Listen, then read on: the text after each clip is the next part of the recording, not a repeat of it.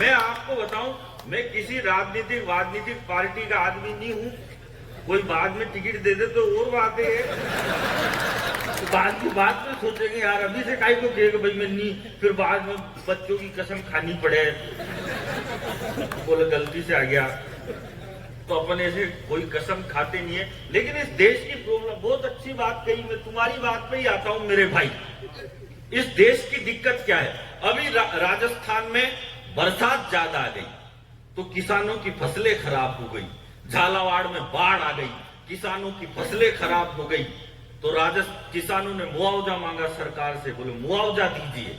तो विधानसभा में खड़े होकर एक बदतमीज नेता ने कहा, किस बात का मुआवजा? अगर बरसात ज्यादा आ जाए तो ये किसान मुआवजा मांगने के लिए चले आते हैं, और बरसात नहीं आए तो भी ये मुआवजे की भीख मांगने चले आते हैं। किस बात का मुआवजा? इन किसानों की फसलें हमारी वजह से थोड़ी खराब हुई है। तो मैंने कहा, नेताजी किसानों की तो केवल फसलें खराब हुई है, लेकिन आपका बयान सुनकर ऐसा लगता है जैसे आपकी नस्लें खराब हो चुकी है। वाह वाह। मैं तब इस मंच पर खड़ा होकर, और ये राजस्थान वाले नहीं, वो दिल्ली में बैठे धृतराष्ट्रों से भी कहना चाहता हूं कि बेनाम रहा मुझे कोई नाम ना मिला, बेनाम रहा मुझे कोई नाम ना मिला, क्यों मुझे कभी कोई भी इनाम ना मिला।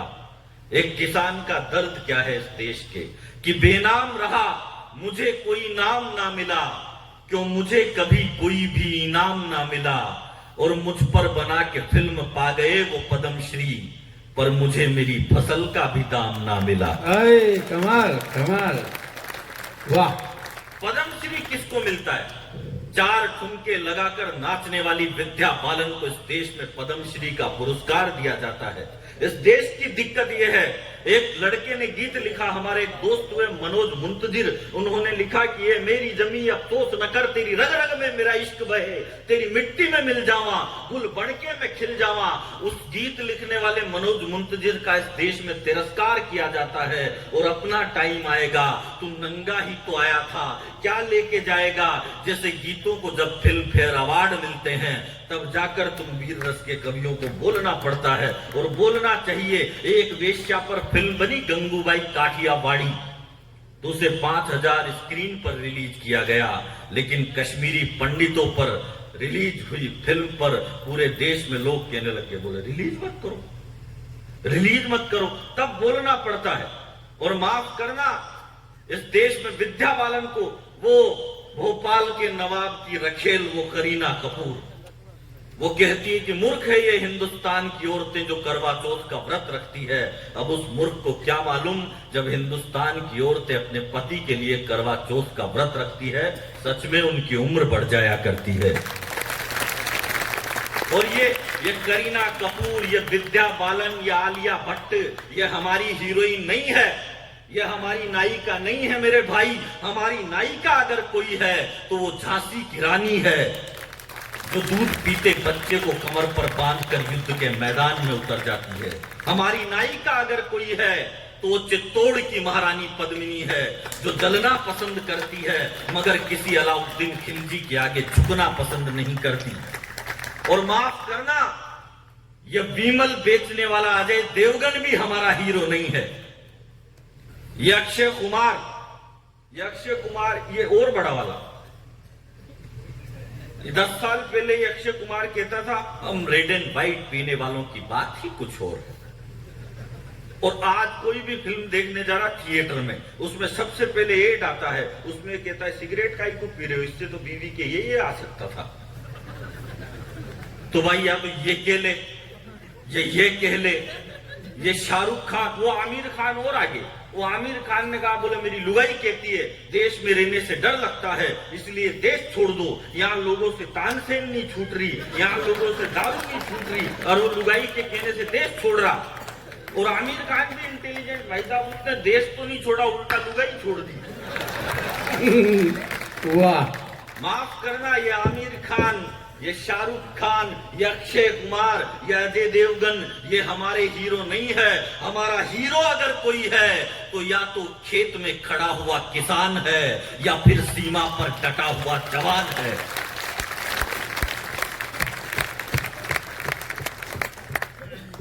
हालांकि ये सीरियस बातें मेरे को नहीं करनी थी, लेकिन ये मेरे को इसलिए करनी पड़ी, किसी ने करी नहीं तो अपने ही कर लो भाई। अपने क्या जा रहा है यार, आदमी को मस्त रहना चाहिए। किसी ने कहा है, ये किसने कहा मेरे को आज दिन तक मालूम नहीं चला, पर किसी ने कहा है जो मस्त रहता है वो कभी स्वर्ग में नहीं जाता, बल्कि जहां जाता है वहीं स्वर्ग बना देता है। तो हम तो आपकी महफिल को स्वर्ग बनाने की कोशिश कर रहे हैं। और चोमू में इतना ये यादगार जो कवि सम्मेलन हुआ है ना, कि रात को 12 बजे 12:30 बजे आप लोग बैठे हुए हो। दीपा सैनी, आपको बहुत बहुत बधाई। इससे अच्छा कवि सम्मेलन हो भी नहीं सकता था, और होता तो हो जाता, अब उसमें होता जो देख लेते यार। भाई जो हो रहा है भगवान कृष्ण ने कह दिया, जो हुआ वो भी अच्छा हुआ, जो होगा वो भी अच्छा होगा, और जो हो रहा है वो भी अच्छा ही हो रहा है। उसमें क्या तकलीफ है लोगों? मैं दुनिया में भाई साहब किसी से भी सावधान नहीं रहता। मैं सबसे ज्यादा सावधान रहता हूँ बीड़ी पीने वालों से। बीड़ी पीने वालों को तो मैं 10 कदम दूर ही रखता हूँ, क्योंकि उनको साथ में बिठा लो, हर बात में वो कहेगा भाई साहब अग्नि आंख में, झूठ नहीं बोल रहा।